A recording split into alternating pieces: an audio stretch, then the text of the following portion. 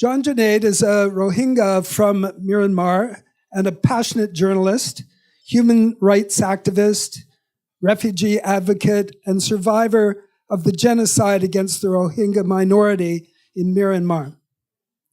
Hoping to get to Australia, he fled to Malaysia and then Indonesia, where he was interned in the notorious Makassar detention camp for asylum seekers.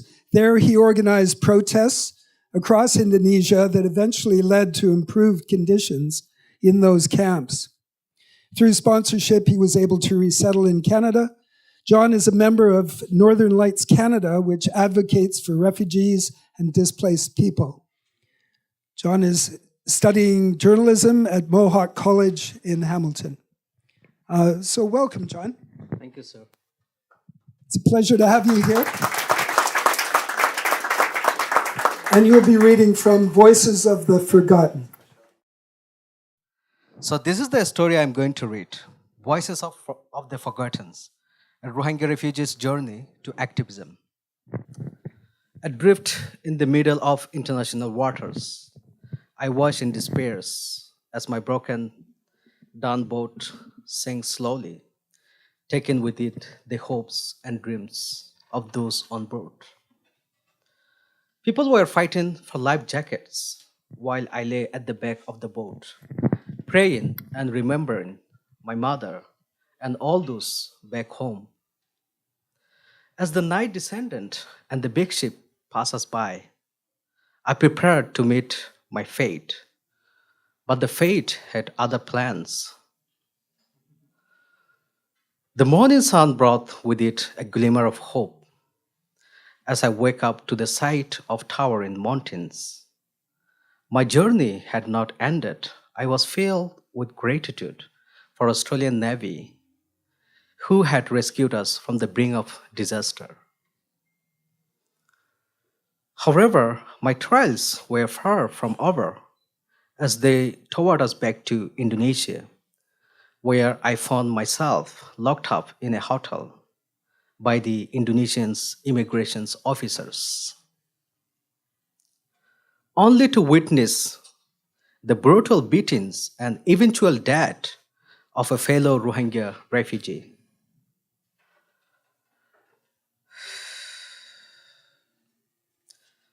Three months later, I was then transferred to a bigger prison.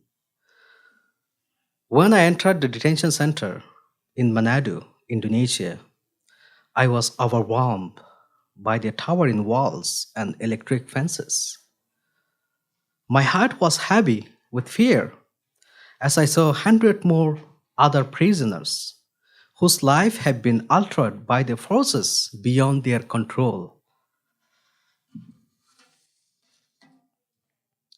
The immigration officers confiscated my money and phones. I was disheartened by the sight of hundreds of people waiting in the cells. At 19 years of age, I was now a captive, accused of a crime for fleeing violence from Myanmar in charge of safety and freedom.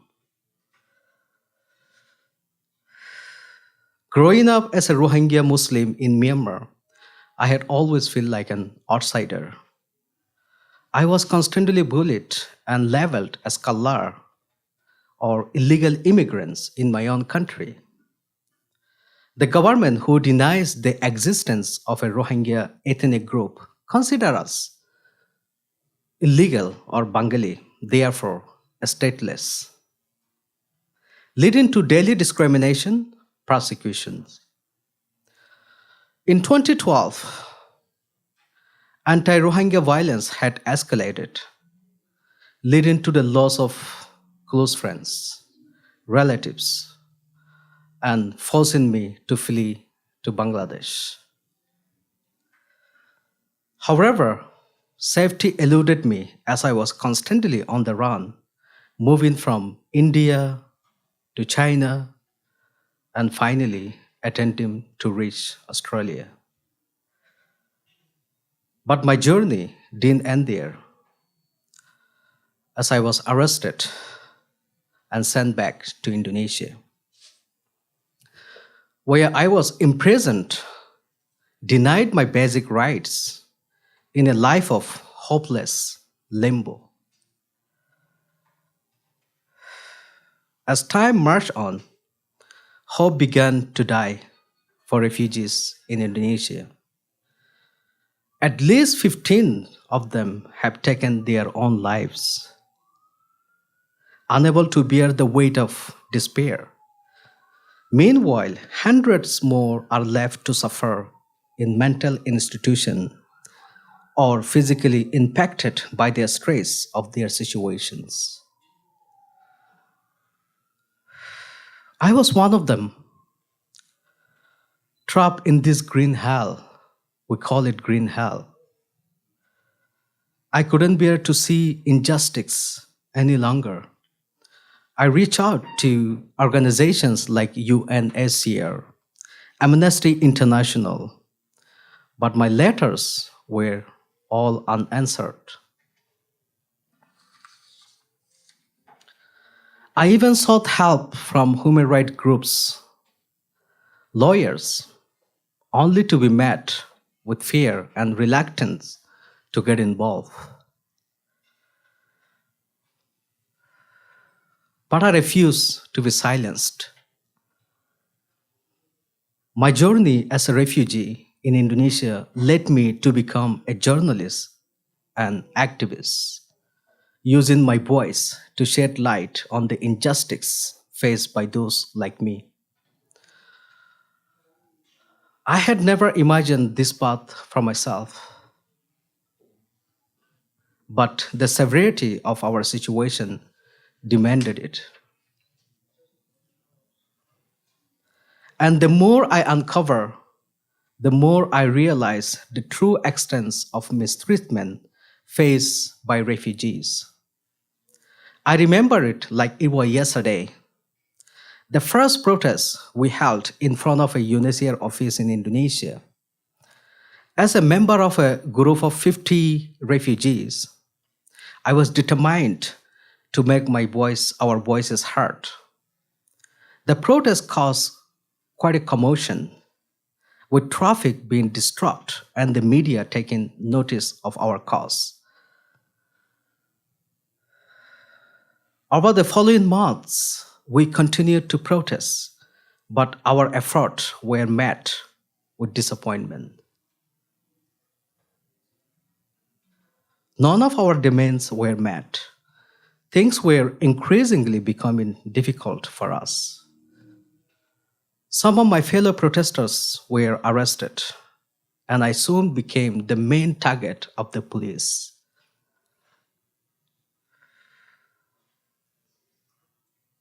I was constantly on the run, hiding from the authorities. In an effort to keep the cause alive, I turned to social media, using my writing to share the stories of my fellow refugees. I wanted to investigate the Australian and Indonesian refugee policies. So I enrolled online courses to improve my journalism skills. That's when I met Kieran Cabres, an Australian writer who wanted to work with refugees like me on a writing project. He became my guide, editing my stories, helping me publish them in international media such as Al Jazeera, BBC Indonesia, and CBC News.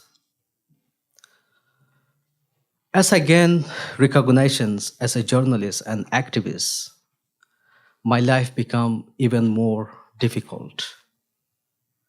Threats were being made against me, wanting me to stop my activism or face imprisonment.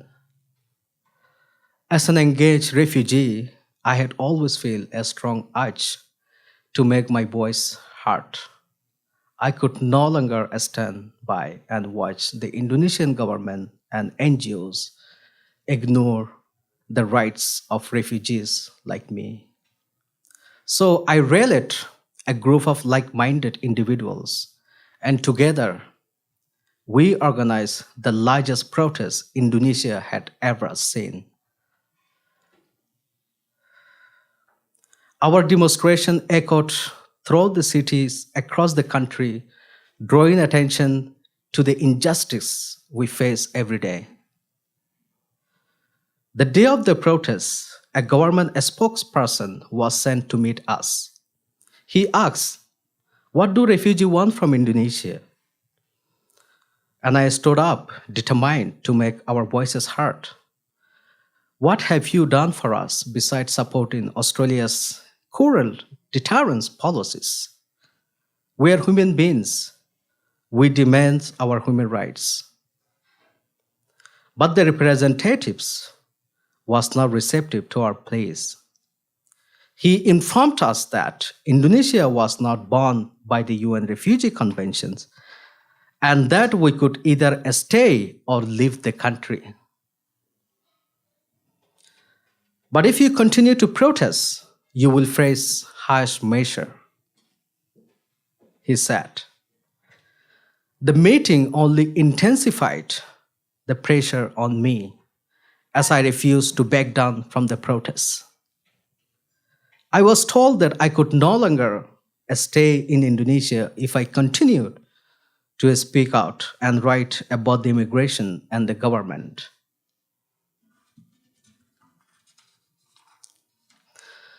Just as when I thought all the hope was lost, a glimmer of light appeared. My friend Stephen, a Canadian refugee advocate, is there, here, reached out to me with good news. He had found sponsors to resettle me in Canada. I was overwhelmed with gratitude, and my heart fills with hopes for a brighter future. But then, as I sat in my small room in Makassar, I couldn't help but feel hopeless. It was still 1 year away from my resettlement to Canada, but it felt like eternity. Little did I know that my fate would change in just a matter of hours. In the middle of the night, the authorities arrested me and interrogated me until morning. They presented me with two options: go to jail or leave Makassar. I chose the latter, to leave Makassar, but it came with a cost. I would no longer receive accommodation from IOM, International Organization for Migrants, or a monthly allowance. I eventually found myself in Jakarta, but as I waited for my application to be processed, I was met with another harsh reality in Jakarta. In Jakarta, I saw refugees begging for help on the street in front of UNHCR offices. With no shelter, excluded from basic human rights and services. I wrote articles which endangered my safety, always on the move, always in hiding. When the pandemic hit, the Canadian immigration authorities postponed the processing of applications, thus delaying my resettlement. But the Rohingya refugees in Bangladesh were already facing a decade-long crisis, to which a solution is still unknown, and they are still in search of safety. Then two boats carrying almost 300 passengers landed in Aceh.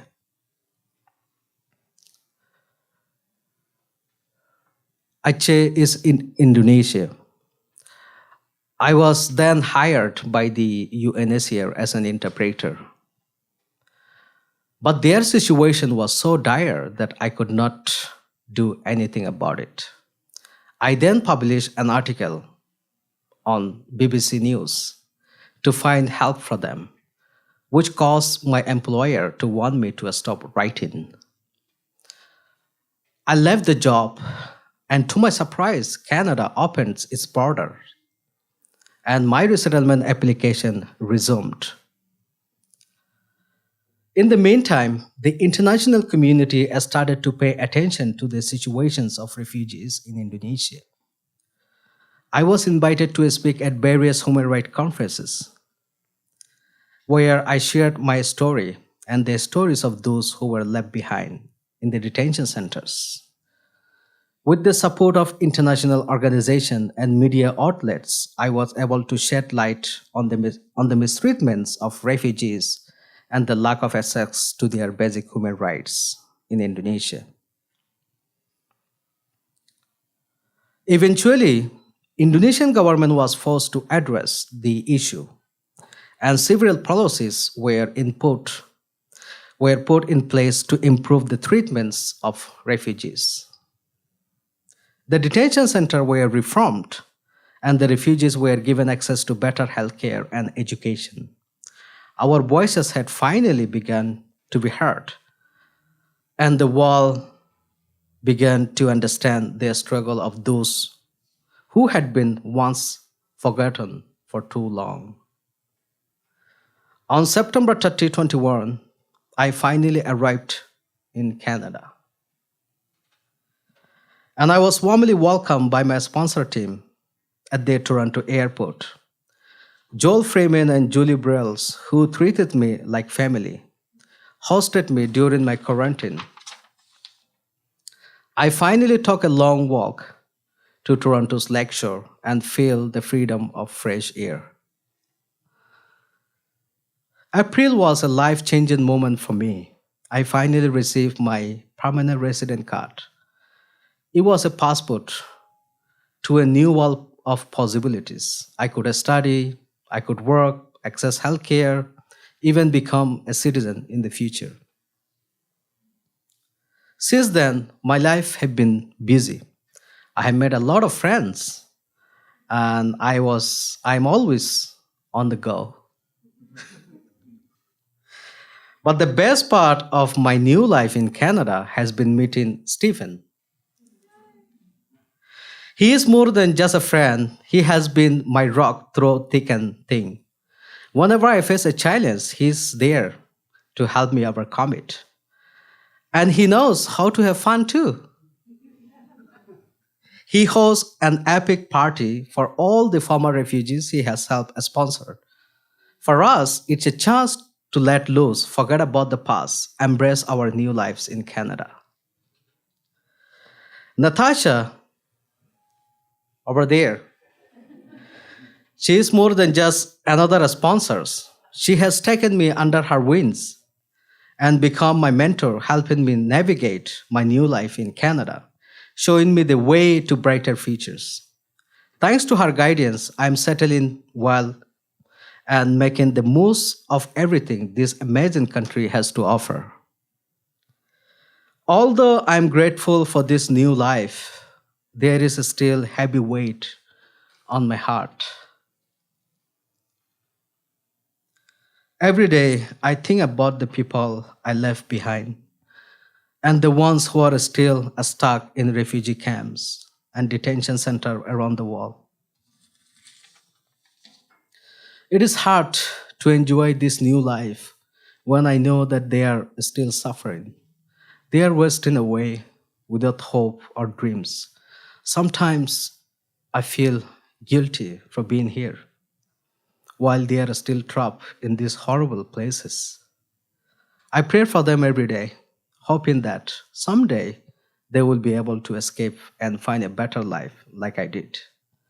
But until then, my happiness will always be tinged with sadness, knowing that there are still so many people out there who are desperate for a chance to live in peace and freedom. In conclusion, my journey as a Rohingya refugee has been filled with trials and hardship, but it's also led me to become a voice for a change. My activism allowed me to empower others and bring about a shift in the way refugees are perceived and treated. I may have lost my home, but I gained a purpose, a community, and a voice to fight for future.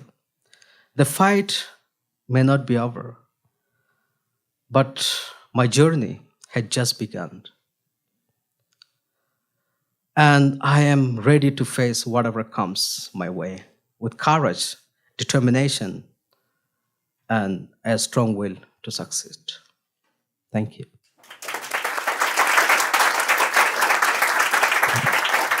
Thank you, John. Thank you so much.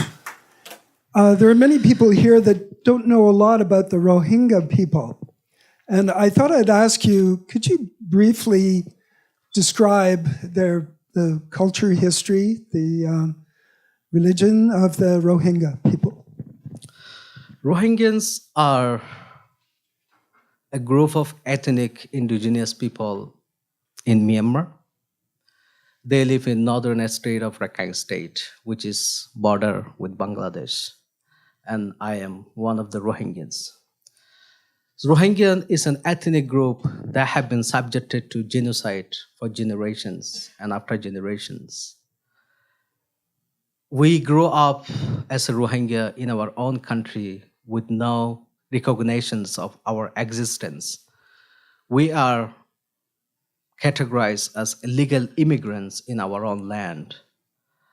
Growing up as a Rohingya in Myanmar, I never had my own identity as a citizen or a person who belonged to this country. In 1982, the military government has cancelled our citizenship and labeled us illegal immigrants who illegally crossed the border from Bangladesh to Myanmar. But we were not illegal in our own land. We had a kingdom of our own country. Our country was called Arakan, and we didn't belong to Myanmar or Bangladesh. We had our own country. But when the British came in, they took over the whole part of Myanmar, including our land, and make it as one country. And then the Burmese government took over the power, the military junta, and they were separating the land, recognizing all a state in Burma. And then they had this discriminative policies toward the Muslims and also the Rohingyans, that they are not a part of Myanmar. So we had since become illegal immigrants in our own country. So what does it feel like to grow up as an illegal immigrants in your own country is that you have no basic right. I was able to go to a school and university. That's because I grew up in a city, but in many villages, there were no, a school for Rohingyans. So we were living in our own country without any basic right. We have, travel restriction. Yeah, so our life is like living in open prison in Rakhine State. Right. Well, thank you for explaining that.